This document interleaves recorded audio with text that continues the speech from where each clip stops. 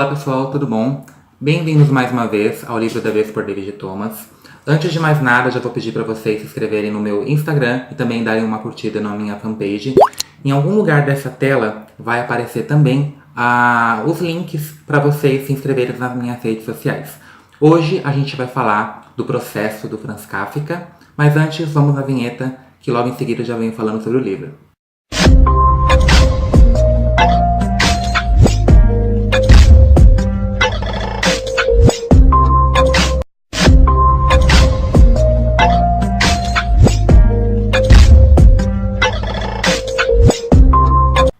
Então, o livro da vez vai ser O Processo do Franz Kafka, é esse daqui, pelo menos a versão que eu li. Para quem não sabe, o Franz Kafka é um dos autores influentes, um dos autores modernos, na verdade, mais influentes do século XX, tá? Isso não era algo que ele gostava muito, né? Apesar dele ter nascido numa época quando ainda não tinha ocorrido a Segunda Guerra, a perseguição judaica pelos alemães. Mas não era algo que ele admirava muito. Então esse era um dos motivos também que fizeram ele escrever obras tão mórbidas, tão tristes, né? Com conteúdos tão tristes. O processo é uma delas, né? Temos o processo, a metamorfose, que eu também já li, e o castelo, que eu ainda não li, que uma hora eu vou acabar resenhando aqui para vocês. Ele nasceu em Praga, né, na República Tcheca, em 1883 e morreu em 1924 por algumas complicações de tuberculose e etc. O conteúdo da escrita de Kafka é muito interessante, porque assim, o Kafka, os personagens dele são personagens surreais, né, são personagens que não existem, só que são obras distópicas, então sempre tem uma crítica social muito forte ao longo de todas as obras dele. A Metamorfose, por exemplo, ele conta a história de um personagem, que eu não me lembro mais o nome dele, que ele, de um dia para o outro, ele acorda, né, transformado num inseto, né, que, a meu ver, era uma barata. Só que por trás, isso até parece bobo, mas por trás de toda a crítica, por trás de todo o contexto no qual ele escreve, tem também uma crítica social muito forte. O Kafka era um homem extremamente culto, né? Ele falava alemão e tcheco e ele formou-se em direito, né? Apesar de não ser, eu acho que pelo menos pouco que eu pesquisei sobre a vida dele, não ser o que ele de fato gostava, ele acabou se formando em direito, né?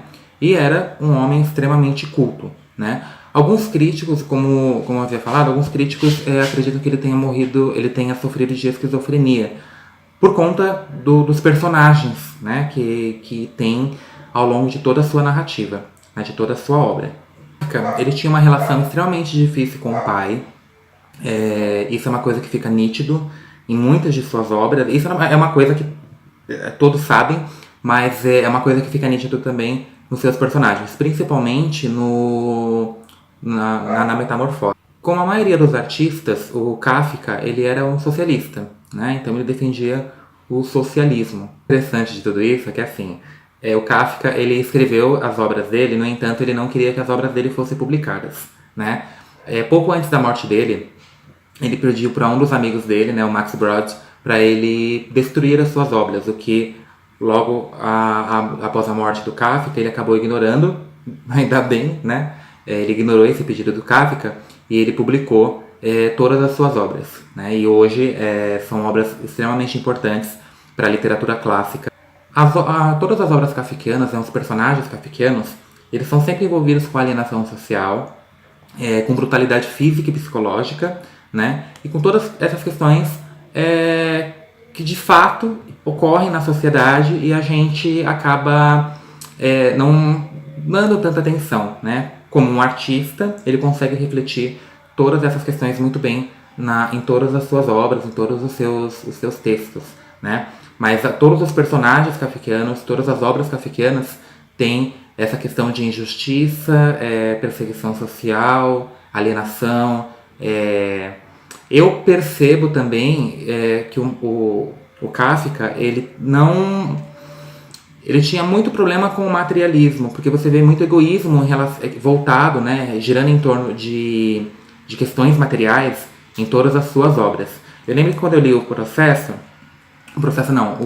a Metamorfose do Kafka, eu me surpreendi com o final, né, porque o personagem principal, ele era um homem que ele sustentava toda a família, né, e logo em seguida ele acorda, né, transformado num monstro, né, e ao decorrer da obra a família tenta ajudar, mas quando ela vê que já não tem mais o que fazer, a família já começa a se questionar o que eles devem fazer para se sustentar dali em diante. E, inclusive, se eu não me engano, é porque eu li esse livro há muito tempo, né, eles até pensam numa possibilidade de se livrar.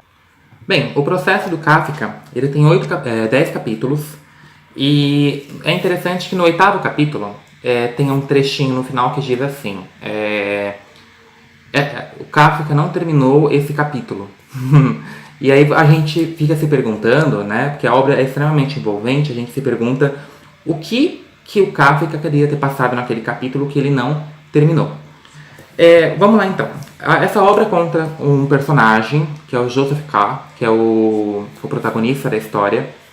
Esse homem, um dia do nada, acorda rodeado de autoridades, e essas autoridades o acusam de um crime que eles não falam que é.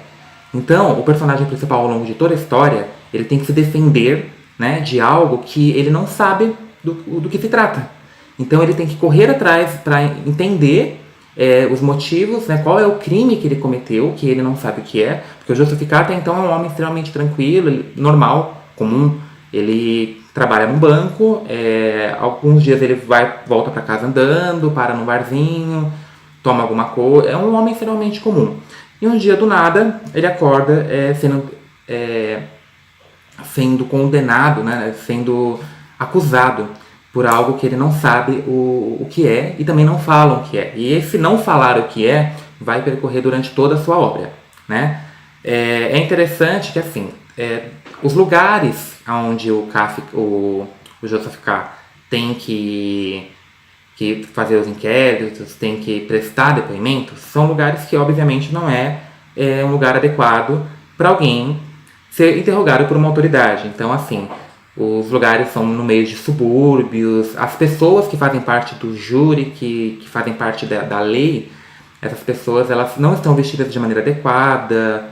É interessante também que não falam para ele nem o lugar onde ele tem que prestar os inquéritos, nem o horário. Então, assim, ele tem que correr absolutamente atrás de tudo. Ele tem que correr atrás para entender o crime que ele cometeu, como que ele vai se defender e também aonde que ele deve se defender, né? Tem uma parte do livro que eu acho muito interessante, que ele fala assim, que ele vai correr atrás de um advogado, né? E esse advogado não se comporta como um advogado, pelo menos com os demais clientes, né, dele.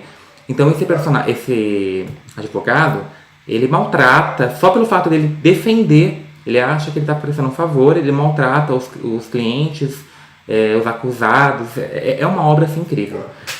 Você se pergunta o tempo todo, na obra do Kafka, o que de fato ele fez. Né? A pergunta principal que a gente vai fazer ao longo de toda a narrativa. O final me decepcionou um pouco. Eu não vou falar para vocês, né, porque o que ele cometeu, como que o final vai desenrolar, né, todas essas questões, mas o final me decepcionou muito. Só o final, porque assim, a obra inteira em si, ela é esplêndida. A ação, ela é completamente subjetiva, né? O narrador, ele é totalmente subjetivo. É um narrador onisciente seletivo, né? Porque o narrador, ele é em terceira pessoa, no entanto, ele tem um conhecimento total de todo o conteúdo. É como se ele conhece cada um dos personagens. Então ali ele vai dar impressões de sentimentos, dos acontecimentos, então ele vai se envolver. É como se ele se transformasse no personagem, mas ele não é. Ele é um narrador em terceira pessoa, ele está na posição de narrador, mas é um narrador onisciente e seletivo. Nós vamos ter então o protagonista, que é o Joseph K. A história toda vai girar em torno do Joseph K.